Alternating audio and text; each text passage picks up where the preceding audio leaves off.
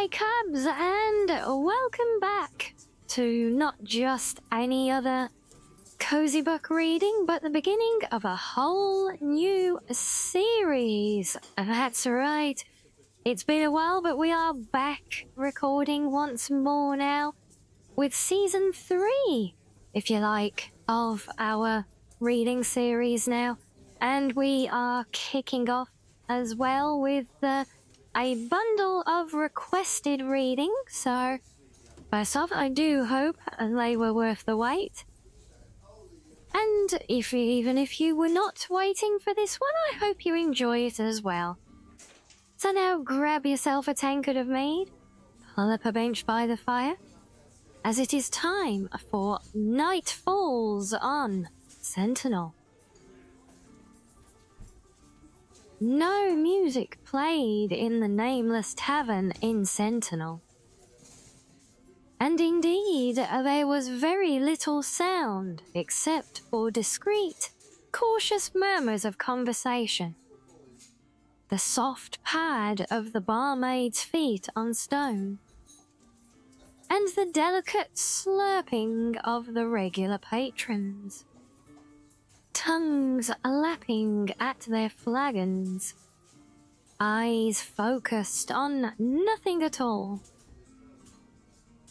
If anyone were less otherwise occupied, the sight of the young Redguard woman in a fine black velvet cape might have aroused surprise, even suspicion.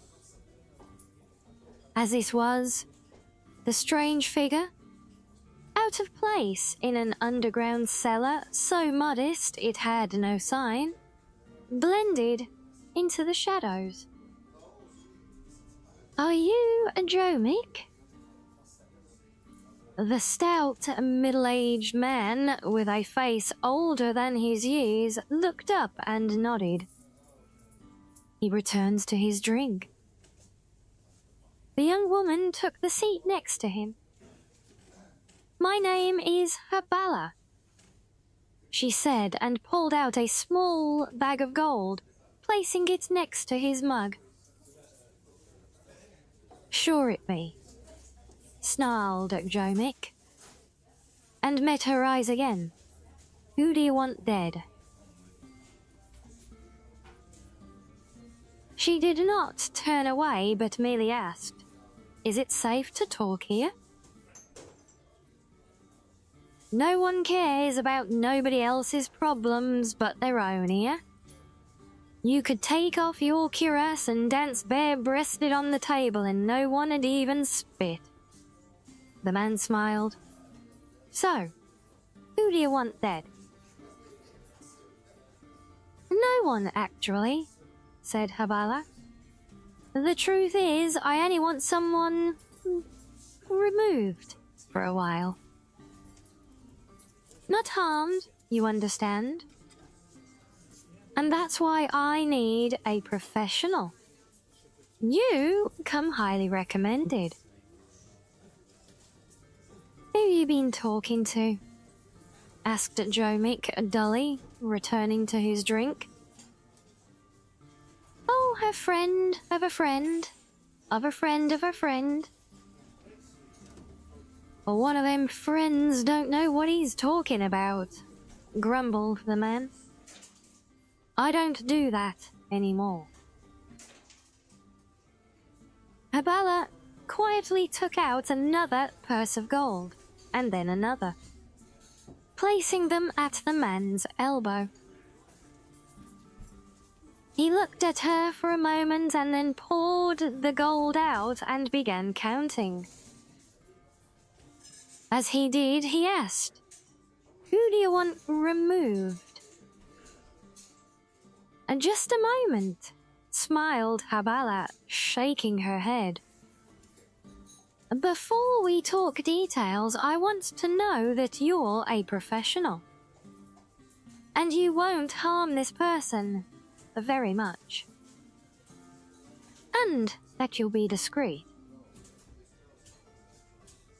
"You want discreet?" The man paused his counting. "All right, I'll tell you about an old job of mine.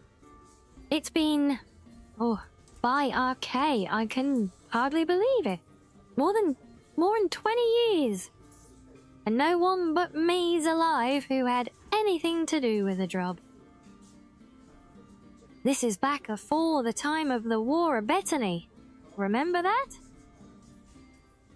I was just a baby.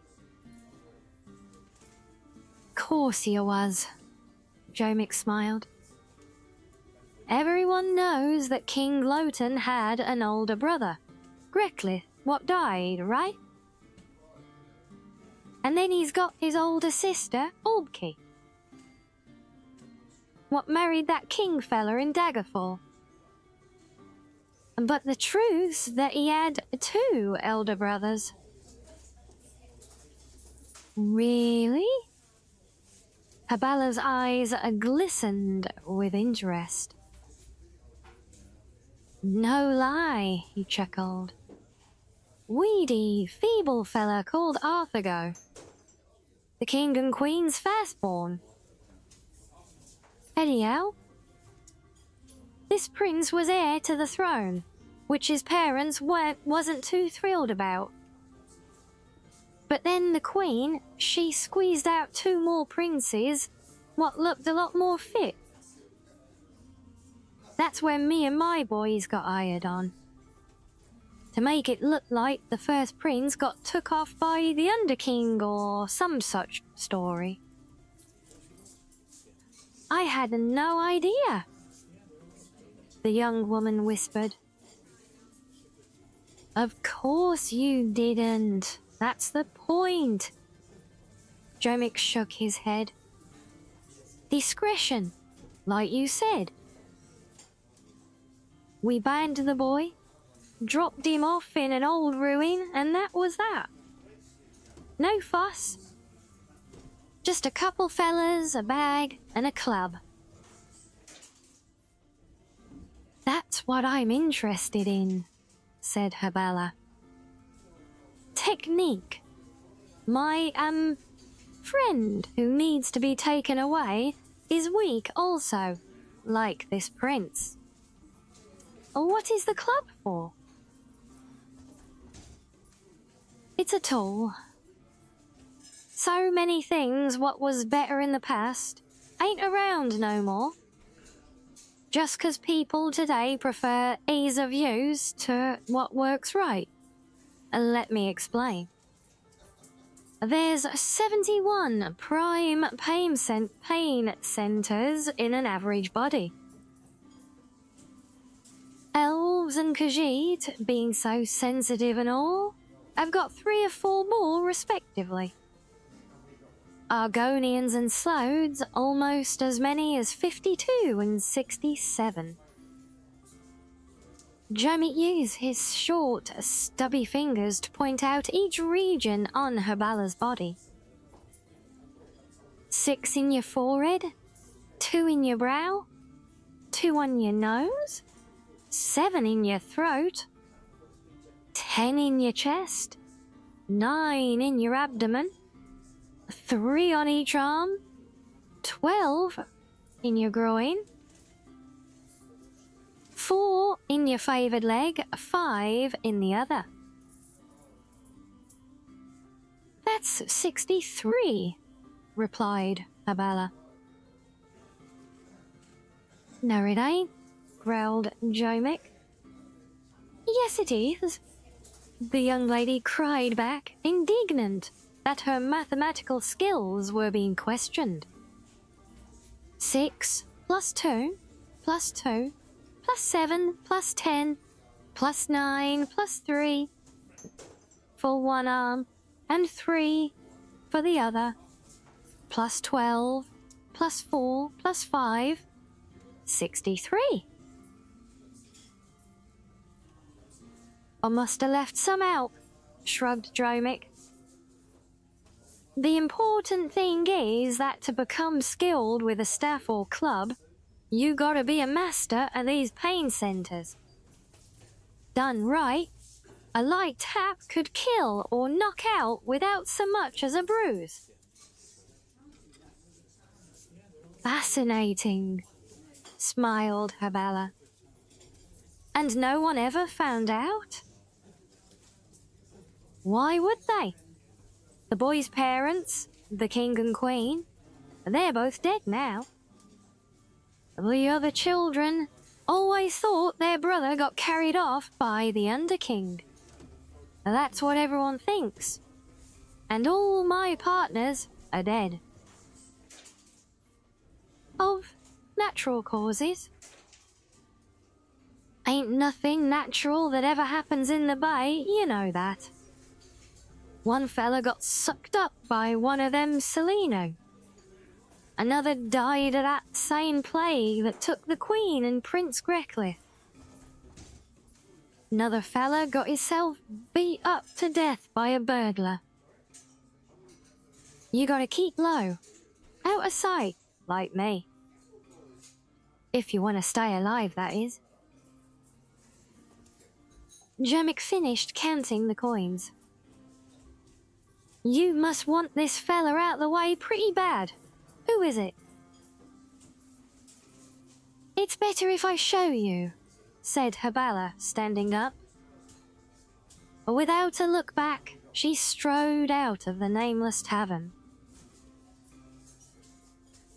Jermic drained his beer and went out. The night was cool, with an unrestrained wind surging off the water of the Iliac Bay, sending leaves flying like whirling shards. Habala stepped out of the alleyway next to the tavern and gestured to him. As he approached her, the breeze blew open her cape, revealing the armor beneath and the crest of the King of Sentinel. The fat man stepped back to flee, but she was too fast. In a blur, he found himself in the alley, on his back, the woman's knee pressed firmly against his throat. The king has spent years since he took the throne looking for you and your collaborators, Jermic. His instructions to me, what to do when I found you, were not specific. But you've given me an idea. From her belt, Habala removed a small but sturdy cudgel. A drunk stumbling out of the bar heard a whimpered moan, accompanied by a soft whisper coming from the darkness of the alleyway. Let's keep a better count this time. 1, 2, 3, 4, 5, 6, 7. Well, we'll assume the counting goes on from there, but that's as far as it goes in the literature. So don't worry, you haven't got to listen to me count all the way to 63 or 71 or whatever it actually is.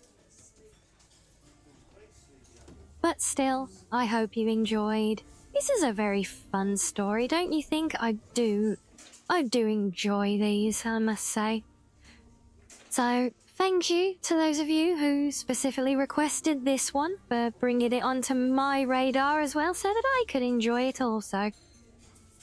But we will leave it there today now, so thank you all again for watching. Don't forget to like and subscribe if you want to support this channel, as it means a lot and it really, really helps with the algorithm as well. So thank you for all your support, and until next time everyone, stay cozy.